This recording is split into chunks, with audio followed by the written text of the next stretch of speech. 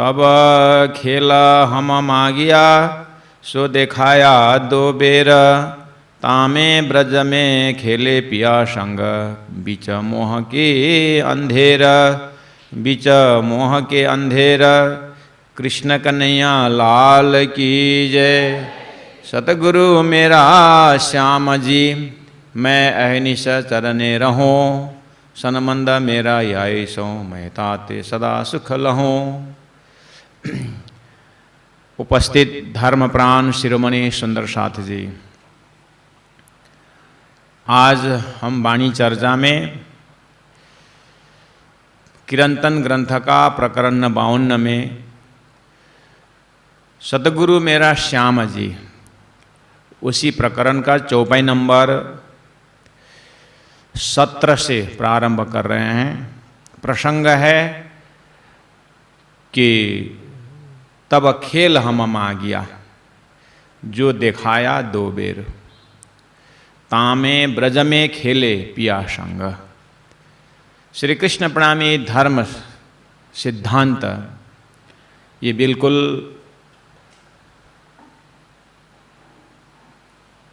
अक्षरातीत परब्रह्म परमात्मा की भक्ति पर आधारित है और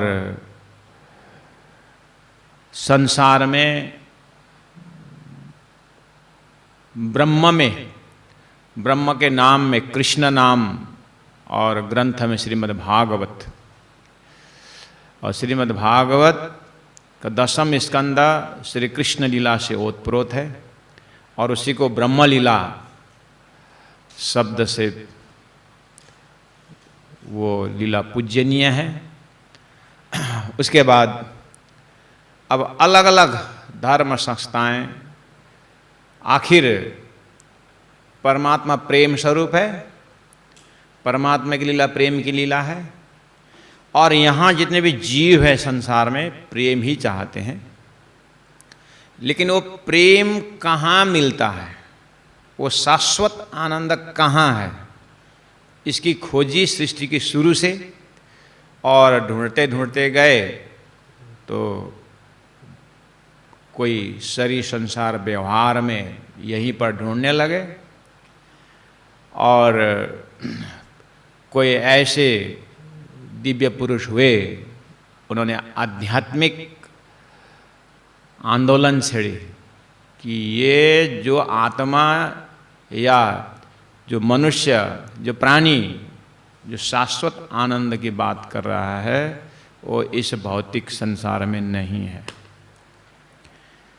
तो अब वो आनंद का खोज सबका है। एक एक व्यक्ति अर्थात हम स्वयं अपने आप को भी पूछें कि बाल्यकाल से पूरा किशोर अवस्था के अपने मनोवृत्ति और हमारे से पहले धरती पे आए उनका विचार और अपने विचार, ऋषियों का विचार शास्त्र में जो अंकित है, सबको अध्ययन मनन करने वाले भी और जो स्वयं कुछ शास्त्र देखे बिना भी उनकी एक पंचम वेद मुख से निकलता है, वो अनुभव का वेद भी बोलता है कि संसार में आनंद खुशी ऐसा है नहीं, वास्तव में ये सब भ्रम। तो इसी परिप्रेक्ष्य में सबका यही अनुभव है। तो अब ये आत्मा चाहती है कि वो ब्रह्म धाम कहाँ है, वो ब्रह्म लीला कैसी है, वो आनंद क्या है, सबका यही खोज है अंतरात्मा की। भले ही आत्मा की आवाज़ हमारे ही मन बुद्धि न सुने न माने, लेकिन एक अंतः पुकार तो यही है कि परमात्मा आनंद स्वरूप है, मुझे उस आनंद में लीन होना है। तो अब शास्त्र ने या आगेवानों ने सृष्टि के शुरू से मदद करने लगे, वो हेल्प कर रहे हैं और परमात्मा ने भी हेल्प किया। परमात्मा ने सृष्टि रची और फिर अपना आनंद स्वरूप का शास्त्रों में व्याख्या देते हुए जब तारतम ज्ञान आया धरती में, जब तारतम सद्गुरु श्री सद्गुरु मेरा श्याम जैसी अर्थ में कि सदगुरु जिन्होंने तारतम लेके आए, तारतम ने सबका आनंद का खोज का किनारा कर दिया। सुख को निधान जय जय सुख को निधान, सुख आनंद का निधान अंतिम विश्राम तारतम ने दिया। तारतम क्या कहता है? तारतम यही कहता है कि पहला नंबर तो ये संसार शास्त्र में जो खेल नाटक करके बोला है, तो उसको पहला ध्यान से मनन करें। जब ये संसार नाटक कहा जाए, जब ये संसार एक खेल कहा गया, तो खेल में दृष्टा और अदृश्य जरूर होता है। तो इसमें से दृष्टा और अदृश्य को पहला विवेचन करें। दृष्टा कौन है? यानी सीयर एंड सीन, जो दिखाई दे रहा है दृश्य, और देखने वाले दृष्टा, ये पहला विवेचन करें, तारतम कहता है। और बाद में शास्त्र में यही मिला, अर्थात शास्त्र यही मैसेज दे रहा है कि तुम ये खेलने वाले में नहीं हो, तुम देखने वाले में। दृष्टा दृश्य विवेक बोलते हैं जिसको। अब इस ट्रैक से ध्यान की विधि शुरू हो गई, मेडिटेशन, कि अपने आप को देखो। जब अपने आप में देखो, बोलने वाले, तुम वास्तव में स्वयं सत हो। तुम जो ढूंढ रहे हो ना, वो तुम ही हो। तुम आनंद स्वरूप, तुम चित स्वरूप हो।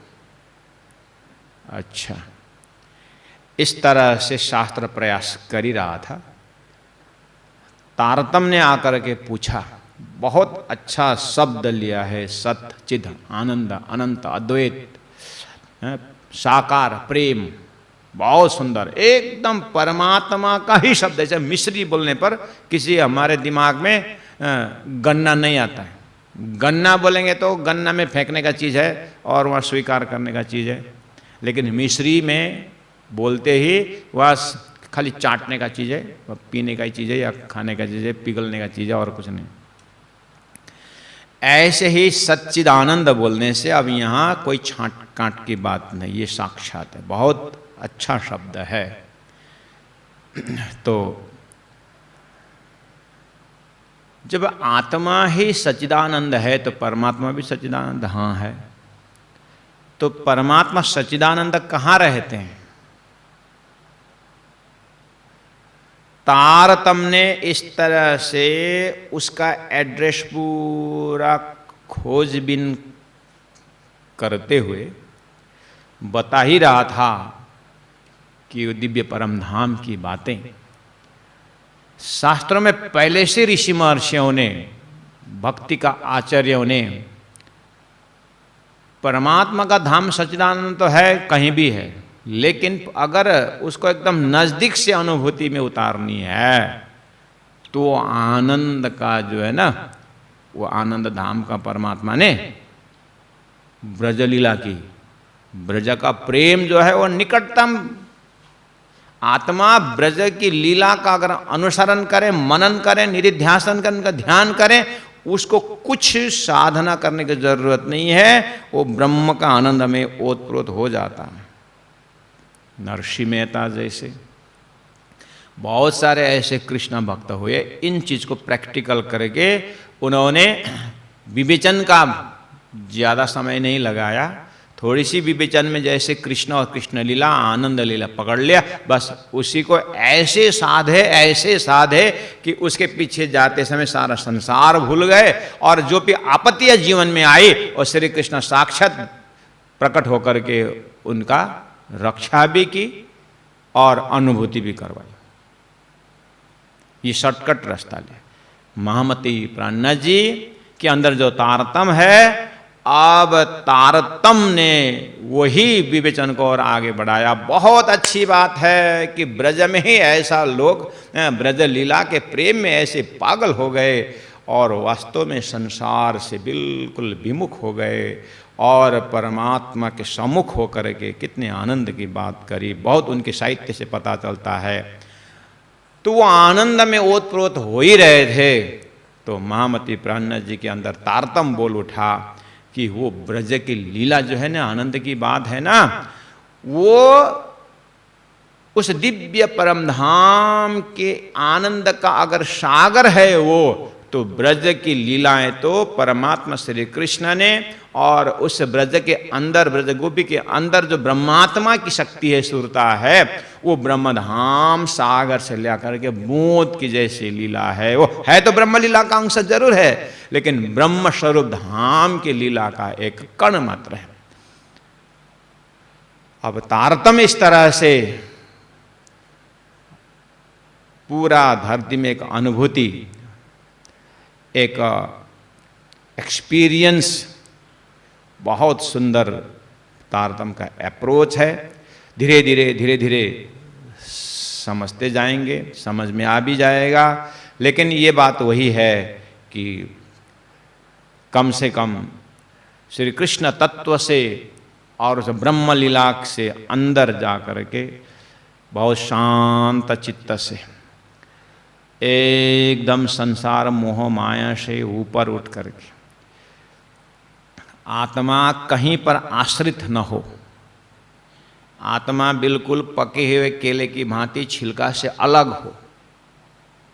जैसे पके हुए केले बिल्कुल छिलका से अलग रहे, ऐसे ही ये शरीर संसार विहार मोह का जो विकार है, उससे निवृत्त होकर के सिर्फ ब्रह्मानंद के लिए जो प्यासी हो, उनके लिए ब्रज की लीला बहुत सुंदर उदाहरण है। और ब्रज लीला की जो आनंद है, उसका खुशबू जो है, वो एक पके हुए केले के अंदर की जो तत्व है ना, उस दर्जा में आत्मा खुशबू उठा सकती है। तो धनी ने वहाँ पर कहा कि उस ब्रह्मधाम से ये आत्माएं, हम जो है, ये संसार देखने के लिए, संसार का अनुभव करने के लिए जैसे ही हम उस ब्रह्मानंद से उतरे, तो पहला नंबर स्टेज जो है, तामे ब्रज में खेले पिया संग, उस सागर रूप आनंद से असद दुख देखने के लिए पहला एपिसोड परब्रह्म परमात्मा ने बनाया ब्रज लीला। ये है श्री कृष्ण प्रणामी धर्म का, तारतम्य का, साधना का एकदम निचोड़ बात जो है, वेयर द शास्त्र एंड्स तारतम्य बिगिन्स, जो मैं कहता हूँ, इस तरह से इस चीज़ को अलग किया जाए। तो मैं यहाँ आग्रह करता हूँ सुंदर साथ जी सबको कि यहाँ प्राणनाथ जी की वाणी तो जो है, पहला तो इस सूत्र पकड़ना ही मुश्किल है, कहाँ खड़े होकर के बोलते हैं। तो धीरे धीरे करके बहुत लंबा समय तक तारतम्य का जो संगत करते हैं, सत्संग करते हैं, इसका एक अलग ही विशेषता है। और इसके लिए सद्गुरु की जो है पहुँच की बात भी होनी चाहिए और शास्त्रों का निचोड़ भी जानना चाहिए। फिर भी तामे ब्रज में खेले पिया संग, ब्रज लीला बोलते ही 11 वर्ष और 52 दिन तक श्री कृष्ण लीला के साथ श्री कृष्ण जी के सदस्याएं जो हैं, गोपियाँ, वो नक्शा में आता ही है। और अब ब्रज के लीला में शास्त्रों द्वारा और संत महंतों के अनुभव से जैसे हम डूब जाते हैं वहाँ पर, तो अपने ध्यान से, अपने एकाग्र आत्मा चिंतन से जब ब्रज लीला का हम ध्यान में बैठ जाते हैं, तो ऐसा लगता है कि बहुत व्यवहारिक हो जाता है। गोपियाँ संपूर्ण कार्य कर रही है और श्री कृष्ण को हृदय से एक सेकंड भी भूले नहीं है। इससे बड़ा कर्मयोग क्या हो सकता है। आज शास्त्रों में बहुत बातें लिखी हुई है। कर्म योगी किसके कहते हैं, ध्यान योगी किससे कहते हैं। जब ब्रजबधू की बात आती है तो सब हाथ ऊपर कर लेते, अरे उनकी तो बात ही छोड़ो यार। जब ब्रजगोपियां की भक्ति जब आती है तो सब भक्ति हाथ ऊपर करके प्रणाम कर, वही कोई उसके वो तो कोई परिभाषा में आता ही नहीं, वो तो साक्षात है। ऐसी क्या है ब्रजवासियों के या ब्रजगोपियों की ऐसी क्या पकड़ है कि सब ज्ञानी तो शरण पड़ेंगे ही, भक्ति के आचार्य भी उसके ऊपर बोल नहीं सकते। ऐसी कैसी लीला की, वो ब्रह्मात्माएं कौन थी, वो ब्रजलीला ब्रजगोपियां कौन थी। तारतम का यही छानबीन है। ब्रजगोपी के अंदर जो शक्ति है कहां से आई है, क्यों आई है, और क्यों इनकी लीला को सहस्त्र शास्त्र जो है एकदम गुह्य ढंग से, गोप्य ढंग से ऊपर वह बोलते भी हैं और विवेचन कर भी नहीं सकते हैं हाथ ऊपर। इसमें रहस्य क्या है, तारतम यही चीज को खुलवाता है। ये ब्रजगोपियां परम धाम की ब्रह्मात्माएं हैं। और ब्रजलीला जो है इनकी इस खेल में आने का प्रथम लीला है, और रास द्वितीय लीला है। और भी एक लीला है जिनको जागनी रास कहा जाता है, उसका तृतीय लीला है। ये सब तारतम खुलवाता है। जैसे ही हम तारतम का सत्संग करते हैं, तारतम के विषय में जब थोड़ा सा सदगुरु के कृपा से समझ में आने लगता है, प्यारे भक्तजन महानुभाव, ऐसा होता है कि ये भवसागर में तो इतना बढ़िया ब्रिज लग गया, ऐसा सुंदर पुल लग गया कि आराम से भवसागर के ऊपर ऊपर ऊपर ऊपर पुल के माध्यम से होते हुए उन सागरों का लहरों का आनंद लेते हुए जैसे हम पार हो जाते हैं, ऐसे तारतम रूपी बीज से, ब्रिज से, तारतम रूपी पुल से संसार मोह माया का लहरों को देखते हुए इसके लहरों के ऊपर ऊपर हम ब्रह्मानंद के आनंद में खो जाते हैं। ऐसा तारतम का लोकेशन है। महामती कहते हैं, ब्रजलीला में खेले पिया संग, बीच मोह के अंधेर। लेकिन थोड़ा मुश्किल है समझना। गुरुजी मंगलदास जी को एक बार अपने ज़माने में कालिंपोंग में बहुत प्रश्न आया कि ये कृष्ण प्रणामी, ये जो मंदिर है या कृष्ण प्रणामी जो धर्म है, ये सनातन धर्म में नहीं आता है। पता नहीं किसको क्या सूझ गया, तो शास्त्रार्थ रखने की बात हुई। तो उस समय के वरिष्ठ लोगों ने गुरुजी मंगलदास जी के साथ वृंदावन के और काशी के विद्वान लोग, पगड़ी वाले, बड़े बड़े, उस समय पगड़ी में लिखा हुआ होता है ऊपर में एकदम शंकराचार्य बोलो या साहित्याचार्य, वेदांताचार्य, जो भी पगड़ी में एकदम टैग लगाया हुआ होता, और एकदम पूरा बैठे हाथी की तरह शान से बैठते हैं। तो लोग आकर के टाइटल पढ़ के अब शास्त्रार्थ के लिए ले जाते हैं या कहीं कथाच करानी हो तो ले जाते हैं। जमाना था ऐसा शास्त्रार्थ का, भी ऐसा नहीं। तो गुरुजी के साथ जैसे ही बातें हुई तो शास्त्रार्थ शुरू हुआ। तो श्री कृष्ण प्रणामी धर्म वैदिक सनातन धर्म नहीं है, इसके लिए आपका क्या, आपके तरफ से क्या तर्क है। शास्त्रार्थ शुरू। गुरुजी ने कहा, आप प्रश्न किसको कर रहे हैं, किस विषय में कर रहे हैं? आपका विषय वही है ना कि श्री कृष्ण प्रणामी धर्म जो है ये वैदिक सनातन धर्म है कि नहीं, ये आपका विषय वस्तु। तो मैं इसी शब्दों से आपके ऊपर तर्क पेश कर रहा हूँ। पहला नंबर तो ये बताइए, कृष्ण सनातन है कि नहीं? कृष्ण जो भगवान है, कृष्ण जो परमात्मा है, ये सनातन है कि नहीं, पहला ये बताइए। नहीं, ये तो सनातन। जब कृष्ण सनातन है तो कृष्ण को मानने वाले भक्त जो कृष्ण को प्रणाम करता है, कृष्ण को प्रणाम करने वाला कृष्ण प्रणामी है, तो एक ये सनातन नहीं है। जो निर्णय में बैठे थे उसको तो इतने अंदर से प्रकाश हो गया कि ताली बजा दिया, शास्त्रार्थ खत्म, अब आगे बढ़ना ही नहीं है, बात खत्म। निर्णय मंडल को इतना अंदर से प्रकाश खिल गया कि उतने से थोड़ी सी पर्दा कि बात सही, अब आगे जो भी बोले सनातन तो पुष्टि करेगा, टाइम पास क्यों करने का, समय बर्बाद क्यों करने का, शास्त्र तो पूरी हो गई, श्री कृष्ण प्रणामी सनातन धर्म है, बस फुल स्टॉप। कृष्ण प्रणामी धर्म में सर्वधर्म विस्तार, एक सनातन ब्रह्म है कृष्ण सनातन धर्म। गुरु जी का तत्कालीन समय में यही प्रार्थना, ऐसे ही प्रार्थना जोड़ तोड़ हम गाते हैं।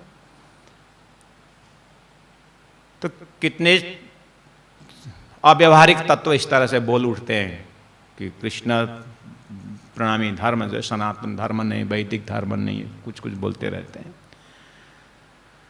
प्राणनाथ जी के विषय तो कोई टेंशन नहीं है। तो इतना बोलने के बाद प्राणनाथ जी ने एक कड़ी, यानी वो तारतम की कड़ी है, तारतम के संभाल के बोलना पड़ेगा, तारतम को होशियार, अगर तारतम को समझने के लिए ऊपर की कृपा भी होनी चाहिए और जीव का संस्कार भी होना चाहिए, नहीं तो ये फिर पागल बना देता है। और ऐसा पागल बना देता है वो नरक में भी जगह नहीं मिलता, मतलब नरक का अनुभव करने को भी नहीं मिलता उसको। स्वर्ग वैकुंठ तो बात ही जोड़ो, नरक का भी अनुभव कर नहीं सकता है वो। मतलब बुद्धि इतनी भ्रष्ट हो जाती है, इधर का न उधर का रहता है। इसलिए प्रार्थना करना राज जी से कि तारतम को अच्छी तरह से सिस्टमेटिक समझ पाऊं। क्योंकि तामे ब्रज में खेले पियासन, ब्रज लीला में वो आत्माएं पिया के साथ खेले, तो पिया श्री कृष्ण, खेलने वाले गोपियां, ठीक है। बोले बीच मोह के अंधेर, मोह के अंधेर हैं। अब कौन पचाएगा भाई ये, जिन्होंने ब्रज को साक्षात ब्रह्मलीला माना हुआ है और तारतम बोल रहा है बीच मोह के अंदर, मोह के अंदर ही खेले। इसका मतलब ब्रज में मोह है, कृष्ण में मोह है, गोपियों में मोह है, ब्रजलीला ही मोह का हुआ। अरे अब बोलने का मौका मिलना चाहिए, बात देखा वो इसीलिए बोल रहा हूँ। ये तारतम को सिस्टमेटिक न समझने से ऐसा लांछन आता है। प्राणनाथ जी का कहना है, सब सुनने के बाद प्राणनाथ जी धीरे से बोलेंगे, न बोलूं तो आपके दिमाग में शंका उठता ही नहीं, और शंका उठे बिना, उसका समाधान किए बिना ज्ञान होता ही नहीं। Doubt is a key of knowledge, but to get doubt also requires little knowledge. तो आपको थोड़ा सा ज्ञान हो, इसीलिए हमने इतने बता दिया कि ब्रजलीला मोह के अंदर था। इतना मैंने बोल दिया तो आप, मैं अच्छा लगा, खुशी, मुझे खुशी हुई कि आपने इसके ऊपर अंगुली उठाई, मुझे खुशी हुई, क्योंकि ये पता चला कि आप ब्रज के मनन करते हैं, ब्रजलीला के आप चिंतन करते हैं, मुझे ये खुशी हुई। नहीं तो ये शंका ही नहीं आता, नहीं तो ये शंका ही नहीं आता कि ब्रजलीला कैसे अंधेरे में, ऐसा आपने तो बोलने तक हिम्मत तो किया कम से कम। ये खुशी हुई मुझे। और मुझे इसी समय में आप कोई प्रश्न पूछो, बहुत अच्छी बात है, ब्रज का आनंद आपके लिए कंप्लीट आनंद है। मुझे बताइए, ब्रज लीला में खेलने वाले जो गोपियां थी, ये कहाँ के रहने वाली थी, आपको पता है? ये कहाँ से, कौन ब्रह्मांड से, कौन सी ब्रह्मांड से आकर के यहाँ ये आनंद की लीला कर रही है, इसके विषय में खानदान पता है आपको? और वहां लीला कराने वाले परमात्मा श्री कृष्ण जो है, साक्षात कृष्ण ब्रजे नित्यम स्वांग से नैव बिहारी न तस्य अंश मथुरायाम वासुदेव जगत गुरु द्वारिकायाम तद अंशोस्ति करके अंशात अंश श्री कृष्ण की लीला की बात हो रही है। तो साक्षात कृष्ण ब्रजे नित्यम करके आ रहा है, तो ब्रज में खेलने वाले खिलाने वाले श्री कृष्ण साक्षात कृष्ण बोले। वो साक्षात कहाँ के हैं? ये साक्षात शब्द क्यों आया? वो साक्षात है और उनका अंश मथुरा के लीला है और उसका अंश द्वारिका के लीला है, ये आ रहा है। तो इसके विषय में आपको खानदान पता है? तो सामने वाला बोलेंगे कुछ तो दाल में काला तो है। प्राणनाथ जी बोले बस उतना ही पोर्शन मोह है तुम्हारे अंदर। जो मैंने शंखा दिया ना उसमें आपको क्लियर पिक्चर नहीं आया ना, इतना ही एरिया आपके अंदर मोह है ना। हाँ, ऐसा ही मोह ब्रज के अंदर भी है। हालांकि प्रेम लीला है और वही करना है, मैं भी उसी के ध्याता हूँ, ब्रज लीला का ही मैं ध्यान करता हूँ, लेकिन ब्रज लीला को उतना ही ध्यान करता हूँ कि जो भी कार्य करो लेकिन श्री कृष्ण के सामने में रख के करो, मैं यही कहता हूँ। लेकिन तत्वतः जो ज्ञान है वो तत्वतः वो कहाँ की लीला के अनुकरण हो रही है, उसकी जानकारी जब तक न हो तो वे ब्रज लीला मोह का ही लीला होगा। इसलिए बीच मोह के अंधेर अर्थात उस गोपियों को, उस गोपिनियों को ये पता नहीं है कि ये परब्रह्म परमात्मा के धाम में ये असत जड़ दुख संसार देखने की बातें हुई थी। तो ये खेल दिखाने के लिए परब्रह्म परमात्मा ने अंशात अंश रूप में ब्रजलीला में लीला करने आए हैं। ये ब्रजलीला में होते समय का उसी तरह से पता नहीं था जिस तरह से अभी आपको पता नहीं। सिंपल सी बात। जब वो सागर की बात आती है तब जाकर के घर का गांव का कुआं जो है ना उतने अनुपात में होता है। लेकिन अब आपको सागर के ज्ञान न होने पर कुआं ही सागर हो जाता है। जैसे कुआं का मेढक जो है वो भी अथाह पानी करके उतर आता है जमीन में, लेकिन मछली भी अथाह पानी करके निकल आती है। लेकिन मछली का आना सागर से है और मेढक का आना गांव के कुआं से होता है। ऐसे ही मैं जो मोह बोल रहा हूं उस इस अर्थ में बोल रहा हूं कि अक्षरातीत परब्रह्म परमात्मा का ब्रह्मधाम का ब्रह्म स्वरूप का परिचय ब्रजमंडल में नहीं था। इसलिए वहां प्रेम की लीला होते हुए भी अज्ञान के डेरा में है, अज्ञान में ही खेले। इसीलिए और आगे कहा कि काल माया देखी नींद में आदि नींद माया जोग ताथे दिखाई जगाए के इतलेशी सबको भोग। प्यारे सुंदर साथ जी 18 नंबर चौपाई कृष्ण लीला के गांठी चौपाई है। और महामती प्राणनाथ जी को जानने वाले तो पहचानने वाले तो ब्रजलीला से होते हुए रासलीला परमधाम में चिंतन करने लग गए हैं। और जिनको जानना जरूरी है वो श्रवण कर रहे हैं, और जिनको इस विषय में शंका ही नहीं है उनको शंका डाल रहे हैं कि रासलीला आधारित आधा जागृत का है और ब्रजलीला घोर नीत का है, काल माया का है। और 3 अवस्था होता है, जागृत स्वप्न सुषुप्ति। इस तरह से तीनों अवस्था का अनुभव तारतम्य कराने को तैयार है। तो आइए प्यारे सुंदर साथ भक्तजन महानुभाव, यहां तक आज हमने अनुभव किया। कल हम बहुत कंक्रीट दिमाग लेकर के, एकदम पक्का दिमाग लेकर के बैठेंगे, क्योंकि कल विवेचन करना है ब्रजलीला को कालमाया क्यों कहा गया और रास इतना बड़ा प्रेम रस वही सह ब्रह्म एव रसः, उस रसरास को आधारित आधा जागृत किस अर्थ में कहा गया। अगर ये दोनों अवस्था अधूरा है तो फिर पूर्ण अवस्था कौन है, वो जागृत अवस्था किसे कहते हैं, इसके विषय में कल चर्चा करेंगे। बहुत बहुत प्रणाम, बहुत बहुत धन्यवाद। मैं चौपाई दोहरा रहा हूँ, आप लोग साथ दीजिएगा। काल माया देखी नींद में आदि नींद माया जोग ताथे दिखाई जगाए के इतलेसी सबको भोग, इतलेसी सबको भोग, इतलेसी सबको भोग। बोलो श्री प्राणनाथ प्यारे की जय, तीनों पुरी धाम की जय, सर्व सुंदर साथ की जय, गुरु जी 108 मंगलदास महाराज की जय। प्रणाम।